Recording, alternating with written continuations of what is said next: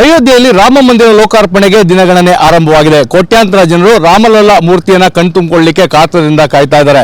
ದೇಶದ ವಿವಿಧ ಭಾಗಗಳಿಂದ ಗಣ್ಯರು ಅಯೋಧ್ಯೆಗೆ ಆಗಮಿಸ್ತಾ ಇದ್ದಾರೆ. ಮೈಸೂರಿನಿಂದ ಯದುವಂಶದ ಯದುವೀರ ಕೃಷ್ಣದತ್ತ ಚಾಮರಾಜ ಒಡೆಯರ್ ಸಹ ಅಯೋಧ್ಯೆ ರಾಮ ಮಂದಿರ ಲೋಕಾರ್ಪಣೆ ಕಾರ್ಯಕ್ರಮದಲ್ಲಿ ಭಾಗವಹಿಸ್ತಾ ಇದ್ದಾರೆ. ಯದುವೀರ ಕೃಷ್ಣದತ್ತ ಚಾಮರಾಜ ಒಡೆಯರ್ ನಮ್ಮ ಜೊತೆಗಿದ್ದಾರೆ. ಸರ್, ಒಂದು ಐತಿಹಾಸಿಕ ಕ್ಷಣ, ತಾವು ಸಹ ಭಾಗಿಯಾಗ್ತಾ ಇದ್ರೆ. ಇದು ಇಡೀ ದೇಶಕ್ಕೆ ಒಂದು ಸಂತೋಷದ ಸಂಭ್ರಮ. 500 ವರ್ಷದಾದ ನಂತರ ಈ ರಾಮ ಮಂದಿರ ಅಲ್ಲಿ ನಿರ್ಮಾಣ ಆಗ್ತಾ ಇರೋದು ಮತ್ತು ಇವತ್ತು 22ಕ್ಕೆ ಪ್ರಾಣ ಪ್ರತಿಷ್ಠೆ ಆಗ್ತಾ ಇದೆ. ಇಡೀ ದೇಶಕ್ಕೆ ಒಂದು ಸಂತೋಷದ ವಿಷಯ ಇದು. ತಾವು ಸಹ ಈ ಒಂದು ಕಾರ್ಯಕ್ರಮದಲ್ಲಿ ಭಾಗಿಯಾಗ್ತಾ ಇದ್ದೀರಾ, ಅದಕ್ಕೆ ಐತಿಹಾಸಿಕ ಕ್ಷಣಕ್ಕೆ ಸಾಕ್ಷಿ ಆಗ್ತಾ ಇದ್ದೀರಾ.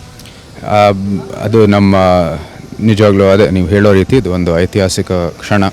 ಅದರಲ್ಲಿ ಭಾಗಿಯಾಗೋದು ನಮ್ಮ ಸೌಭಾಗ್ಯ ಮತ್ತು ನಮ್ಮ ಮೈಸೂರಿನವ್ರಿಗೆ ಒಂದು ಎಲ್ಲ ರಾಮ್ಲಲ್ಲಾ ಒಂದು ಎಲ್ಲರಿಗೂ ಒಂದು ಆಶೀರ್ವಾದ ನೀಡಲಿ ಎಂಬುದು ಸದಾ ನಮ್ಮ ಪ್ರಾರ್ಥನೆ.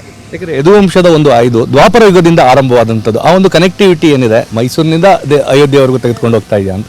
ಇಲ್ಲ, ಅಂಥದ್ದು ಬಹುಶಃ ಒಂದು ನಂಬಿಕೆ ಇರ್ಬೋದು, ಆದರೆ ಇದು ಬಾರಿ ಈಗಿನ ಕಾಲಕ್ಕೆ. ನಿಮ್ಮ ಉಬ್ಬಿದ ರಕ್ತನಾಳಗಳ ಸಮಸ್ಯೆಗೆ ಎವಿಸ್ ಆಸ್ಪತ್ರೆಯಲ್ಲಿ ಕೇವಲ 30 ನಿಮಿಷದ ಲೇಸರ್ ಚಿಕಿತ್ಸೆಯೊಂದಿಗೆ ಮುಕ್ತಿ ಹೊಂದಬಹುದು. ಹೆಚ್ಚಿನ ವಿವರಗಳಿಗಾಗಿ ಸಂಪರ್ಕಿಸಿ 8088837300. ಪುನಃ ನಮ್ಮ ಧರ್ಮ ಮತ್ತು ಇಲ್ಲಿ ಒಂದು 500 ವರ್ಷದಾದ ನಂತರ ನಮ್ಮ ಒಂದು ದೇಶದಲ್ಲಿ ಮತ್ತು ನಮ್ಮ ಧರ್ಮ ಅನುಸರಿಸೋರು ಎಲ್ಲರಿಗೆ ಒಂದು ಐತಿಹಾಸಿಕ ಕ್ಷಣ. ಯಾಕಂದರೆ ನಮ್ಮ ರಾಮ ಜನ್ಮಭೂಮಿಯಲ್ಲಿ ಇದ್ದಿರೋ ದೇವಸ್ಥಾನ 500 ವರ್ಷ ಹಿಂದೆ ಅದು ಇವಾಗ ಪುನಃ ಅದರ ಸ್ಥಾಪನೆ ಆಗ್ತಾ ಇದೆ. ಇದು ಸಂತೋಷ ಪಡಬೇಕಾಗಿರೋದು. ಮೈಸೂರಿನ ಶಿಲ್ಪಿ ಅರುಣ್ ಯೋಗಿರಾಜ್ ಅವರೇ ಆ ಒಂದು ರಾಮಲಲ್ಲಾ ಮೂರ್ತಿಯನ್ನು ಕೆತ್ತಿದ್ದಾರೆ. ಅಷ್ಟೇ ಅಲ್ಲ, HD ಕೋಟೆಯ ಒಂದು ಕೃಷ್ಣಶಿಲೆಯನ್ನು ಬಳಸಿದ್ದಾರೆ. ಅದು ಭಾಳ ನಿಜವಾಗ್ಲೂ ಹೆಮ್ಮೆ ಪಡುವಂಥದ್ದು ಎಲ್ಲ ಮೈಸೂರಿನವ್ರಿಗೆ. ಅರುಣ್ ಅವ್ರಿಗೆ ನಮ್ಮ ಶುಭಾಶಯಗಳು. ಆಗಲೇ ಭಾರತದ ಬೇಕಾದಷ್ಟು ಪುತ್ಲಿಗಳನ್ನು ಅವರ ಕೈಯಿಂದಾನೇ, ಹೌದು, ಶಂಕರಾಚಾರ್ಯ ನಮ್ಮ ಭಗವತ್ಪಾದ ಆದಿಶಂಕರಾಚಾರ್ಯ ಮತ್ತು ಸುಭಾಷ್ ಚಂದ್ರ ಬೋಸು ಮತ್ತು ಈಗ ಈ ರಾಮ್ಲಲ್ಲದ ವಿಗ್ರಹನೂ ಕೂಡ ಅವರೇ ಕೆತ್ತಿರುವಂಥದ್ದು ನಿಜವಾಗ್ಲೂ ಭಾಳ ಶ್ಲಾಘನೀಯ ಅದು. ಸೊ ಅವರಿಗೆ ನಮ್ಮ ಶುಭಾಶಯಗಳನ್ನು ಸಲ್ಲಿಸುತ್ತೇವೆ. ಮೈಸೂರಿಗೆ ಒಂದು ಹೆಮ್ಮೆ ಹೆಸರು ತಂದಿದ್ದಾರೆ. ಕಾಶಿಯಂತೆ ಅಯೋಧ್ಯೆ ಸಹ ಒಂದು ಪುಣ್ಯಕ್ಷೇತ್ರ, ಒಂದು ಧಾರ್ಮಿಕ ಕ್ಷೇತ್ರ ಆಗುತ್ತಲ್ಲ ಅಂತ ಆಗಲೇ ಇದೆ. ಅದು ಧಾರ್ಮಿಕ ಕ್ಷೇತ್ರ.